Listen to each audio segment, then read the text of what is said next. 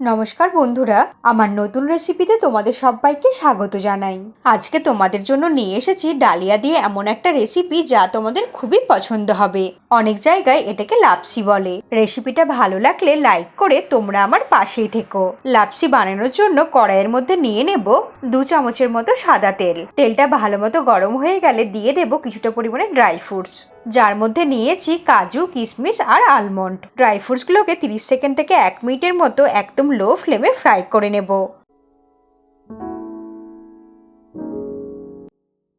Dry ফ্রুটসগুলোতে হালকা লালচে রং ধরে গেলেই কড়াই থেকে তুলে একটা প্লেটের মধ্যে রেখে দেব।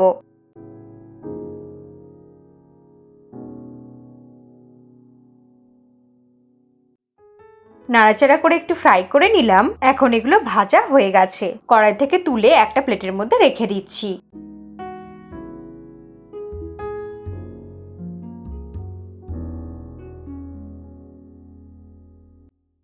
ড্রাই ফ্রুটসগুলো কড়াই থেকে তুলে নেওয়ার পর ওই তেলের মধ্যে দিয়ে দিচ্ছি 1 কাপ পরিমাণে ডালিয়া।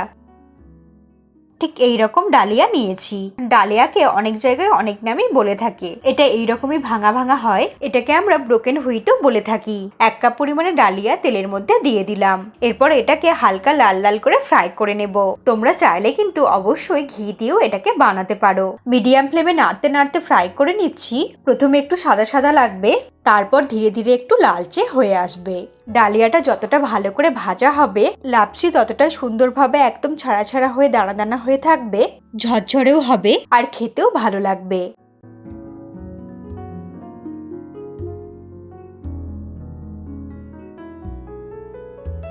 প্রায় 2 মিনিটের মতো সময় নিয়ে ডালিয়াটাকে খুব ভালো করে ভেজে নিলাম। এখন এর মধ্যে দিয়ে দেব 3 কাপ জল।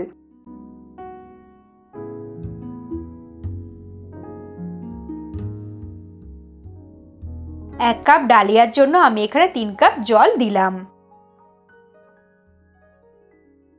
এর মধ্যে দিয়ে দিচ্ছি 1/4 টিস্পুন লবণ আর দিয়ে দিচ্ছি একটা এলাচের দানাগুলো। এরপর সবকিছুকে ভালো করে মিশিয়ে নিতে হবে।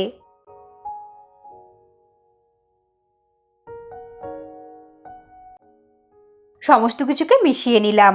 এরপর ফ্লেমটাকে একদম লোতে করে দিয়ে ঢাকা দিয়ে হতে দেব 10 মিনিট। ডালিয়াটা সেদ্ধ হতে হতে গুড়ের শিরাটা আমরা বানিয়ে নেব।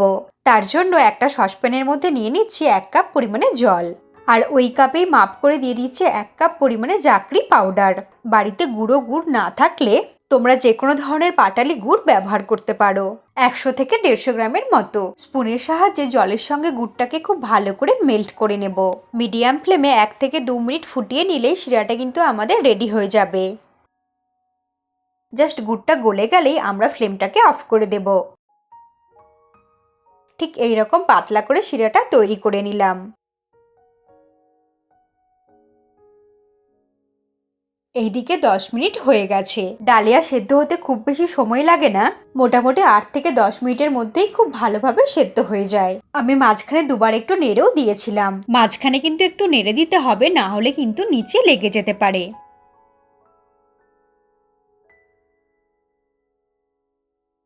আবারও একটু নাড়াচাড়া করে নিলাম। তোমরা দেখো ডালিয়াটা কিন্তু খুব ভালো মতো সেদ্ধ হয়ে গেছে। এরপর বানিয়ে নেওয়া গুড়ের শিরাটা ছাঁকনির সাহায্যে ছেঁকে এর মধ্যে দিয়ে দেব। অনেক সময় গুড়ের মধ্যে কালো কালো কালারের অনেক গুঁড়ো থাকে, সেগুলো যাতে না যায় তাই জন্য আমি ছাঁকনি দিয়ে ছেঁকে দিয়ে দিচ্ছি। আর এর সঙ্গে দিয়ে দিচ্ছি ভেজে রাখা ড্রাই ফ্রুটস। গুড় আর ড্রাই ফ্রুটসগুলোকে ডালিয়ার সঙ্গে খুব ভালো করে মিশিয়ে নেব। ফ্লেমটাকে মিডিয়ামে রেখে নাড়াচাড়া করে এইভাবে খুব ভালো করে মিশিয়ে নিতে হবে। খুব ভালো করে মেশানো হয়ে গেলে এরপর ফ্লেমটাকে একদম লো করে দিয়ে আবারও ঢেকে দেব 2 মিনিটের জন্য, যাতে গুড়টা ডালিয়ার মধ্যে খুব ভালোভাবে অ্যাবজর্ব হয়ে যায়। 2 মিনিট হয়ে গেছে। ঢাকা খুলে আবারও নাড়াচাড়া করে নেব। ডালিয়াটা খুব সুন্দর নরম হয়ে ফুলে উঠেছে, কালারটাও খুব সুন্দর এসেছে আর রান্নাটা প্রায় হয়েই এসেছে। খুব বেশি ড্রাই আমরা করব না, কারণ গুড় দেওয়া আছে, তাই ঠান্ডা হলে অনেকটাই শুকিয়ে আসবে।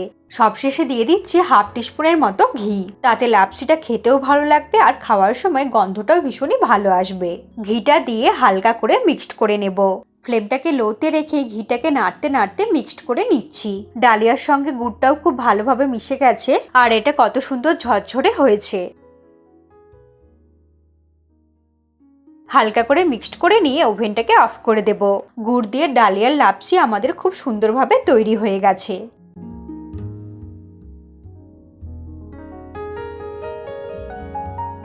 ফ্লেমটাকে অফ করে দিলাম। এরপর প্লেটের মধ্যে নিয়ে গরম গরম পরিবেশন করে দিচ্ছি। দেখেই বুঝতে পারছো তোমরা দেখতে কতটা লোভনীয় হয়েছে, তাহলে খেতে কতটা সুন্দর হবে। আর তোমরা যদি কোনোদিনও না বানিয়ে থাকো তাহলে এইভাবে একবার অবশ্যই বানিয়ে দেখো। বাড়ির সবার তো খুব ভালো লাগবে আর বাচ্চাদেরও খুবই পছন্দ হবে। আজকের রেসিপিটা তোমাদের কেমন লাগলো অবশ্যই কমেন্ট করে জানিও।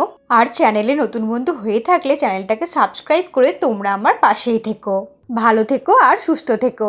আবারও দেখা হবে নতুন কোনো রেসিপির সঙ্গে।